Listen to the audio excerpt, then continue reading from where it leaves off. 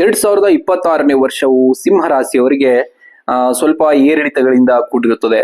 ವರ್ಷದ ದ್ವಿತೀಯಾರ್ಧದಲ್ಲಿ ಅದ್ಭುತವಾದ ಯಶಸ್ಸನ್ನ ತಂದುಕೊಡಲಿದೆ. ಈ ವರ್ಷದ ರಾಶಿ ಫಲದ ಪ್ರಮುಖ ವಿಷಯಗಳನ್ನ ನಾನು ನಿಮ್ಮ ಮುಂದೆ ಚರ್ಚಿಸ್ತಿದ್ದೀನಿ.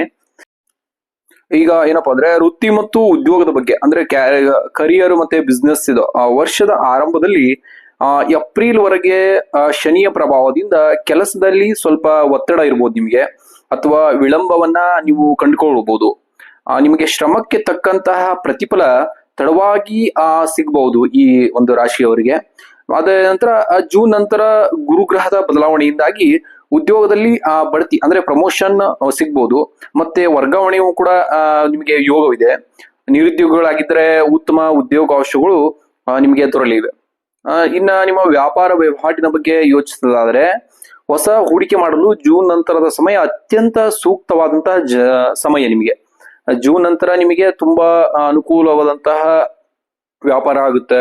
ಮತ್ತೆ ಗುರುಗ್ರಹದ ಬದಲಾವಣೆಯಿಂದಾಗಿ ಉದ್ಯೋಗದಲ್ಲಿ ನಿಮಗೆ ಬಡ್ತಿನೂ ಕೂಡ ಚೆನ್ನಾಗಿ ಸಿಗುತ್ತೆ. ಇನ್ನ ನಿಮ್ಮ ಆರ್ಥಿಕ ಪರಿಸ್ಥಿತಿಯ ಬಗ್ಗೆ ನೋಡೋದಾದ್ರೆ 2026ರಲ್ಲಿ ಹಣಕಾಸಿನ ಹರಿವು ಸ್ವಲ್ಪ ಸುಧಾರಣೆ ಆಗುತ್ತದೆ. ವರ್ಷದ ಆರಂಭದಲ್ಲಿ ಅನಗತ್ಯ ಖರ್ಚುಗಳ ಬಗ್ಗೆ ಸ್ವಲ್ಪ ಎಚ್ಚರ ಇರಬೇಕು ನೀವು. ಆಮೇಲೆ ಹಳೆಯ ಸಾಲಗಳಿಂದ ಮುಕ್ತಿ ಪಡೆಯುವುದು ಇದು ನಿಮಗೆ ಒಳ್ಳೆಯ ಸಮಯ. ಆಮೇಲೆ ಪಿತ್ರಾರ್ಜಿತ ಆಸ್ತಿಯಿಂದ ಲಾಭವಾಗುವ ಸಾಧ್ಯತೆ ಕೂಡ ನಿಮಗೆ ಹೆಚ್ಚಾಗಿದೆ. ಮತ್ತೆ ಇನ್ನೊಂದು ಕುಟುಂಬ ಮತ್ತು ನಿಮ್ಮ ಕೌಟುಂಬಿಕ ಜೀವನ ಪ್ರೀತಿಯ ಬಗ್ಗೆ ನೋಡೋದಾದ್ರೆ ಮನೆಯಲ್ಲಿ ಶುಭ ಕಾರ್ಯಗಳು, ನಾಮಕರಣ, ಮದುವೆ ಇತ್ಯಾದಿ ನಡೆಯುವ ಸಾಧ್ಯತೆ ಹೆಚ್ಚೆಚ್ಚವಾಗಿದೆ. ಮತ್ತೆ ಸಂಸಾರದಲ್ಲಿ ಸಾರಸಮ್ಯ ಇರುತ್ತದೆ.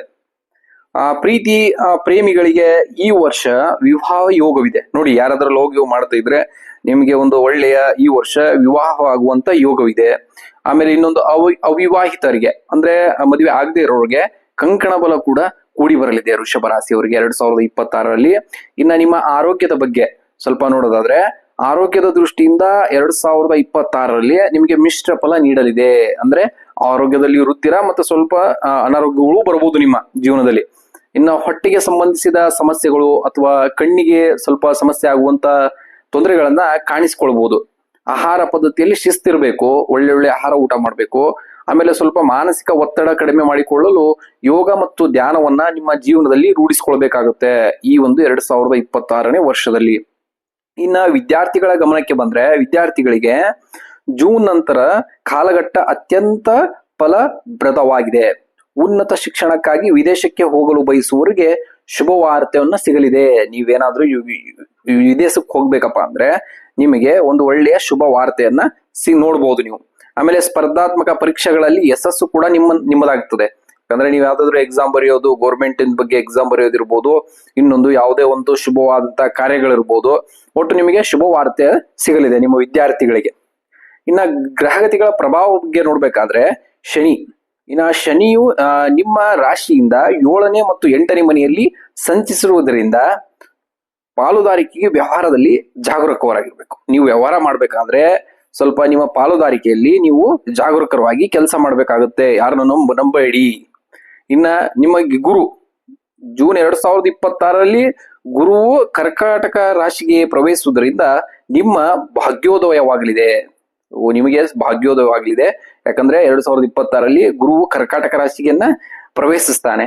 ಆ ಸಮಯದಲ್ಲಿ ನಿಮಗೆ ಒಳ್ಳೆಯ ವ್ಯವಹಾರಗಳು, ಆಮೇಲೆ ಗ್ರಹಗತಿಗಳು ಈ ರೀತಿಯಾಗಿರುತ್ತವೆ. ಇನ್ನ ಪರಿಹಾರ ಮಾಡ್ಕೋಬೇಕಾಗುತ್ತೆ ನೀವು. ಸ್ವಲ್ಪ ಏನಿದೆ ನಿಮ್ಮ ಕಂಟಕಗಳು ಏನಿದೆ, ಸ್ವಲ್ಪ ಆರೋಗ್ಯದ ಬಗ್ಗೆ ಗಮನ ಕೊಡ್ಬೇಕಾಗುತ್ತೆ. ಉದ್ಯೋಗದಲ್ಲಿ ಸ್ವಲ್ಪ ನೋಡ್ಬೇಕಾಗುತ್ತೆ, ಬಡ್ತಿ ಸಿಗ್ತಾ ಇರುತ್ತೆ. ವ್ಯವಹಾರಗಳು ಮಾಡ್ಬೇಕಾದ್ರೆ ಸ್ವಲ್ಪ ನಿಮಗೆ ಸಮಸ್ಯೆಗಳು ಬರ್ಬೋದು. ಅದಕ್ಕೆ ನಿಮಗೆ ಪರಿಹಾರಗಳನ್ನ ಹೇಳ್ಕೊಡ್ತೀವಿ.